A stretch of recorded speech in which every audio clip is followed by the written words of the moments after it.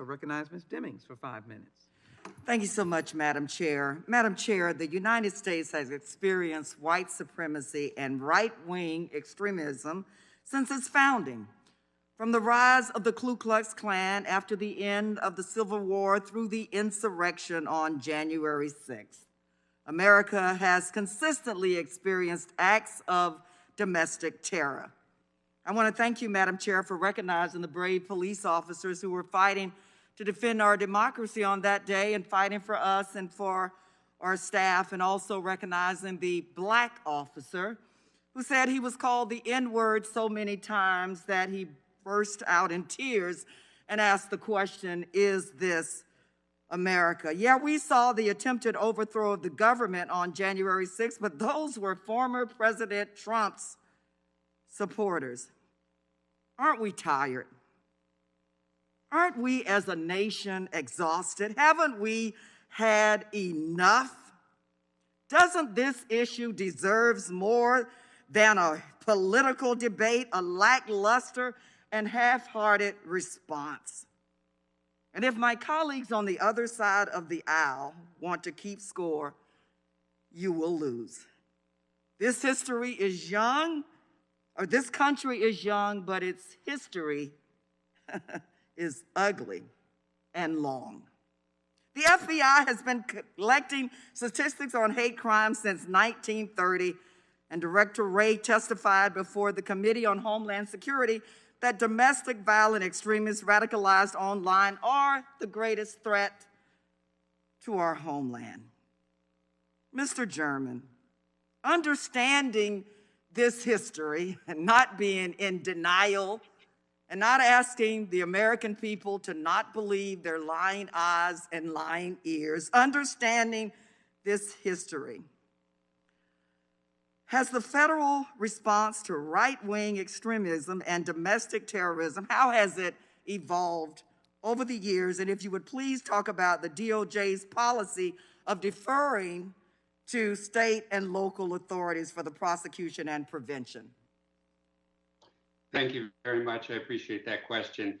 The FBI and the Justice Department have long deprioritized the investigation and prosecution of white supremacist and far-right violence. And they do this in a number of ways.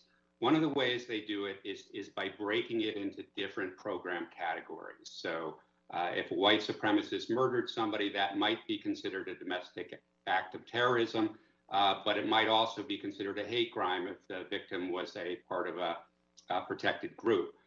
Most often the FBI, or actually I don't know most, very often the FBI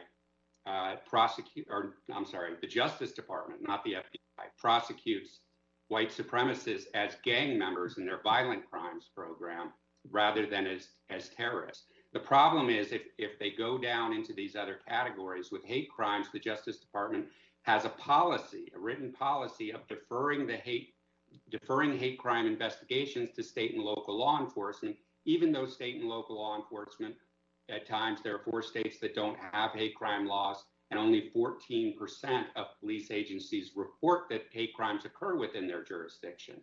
So that deferral goes into a black hole where we're not actually tracking what violence is actually occurring or who is committing it. Mr. German, thank you so much for that. How convenient. It goes into a black hole.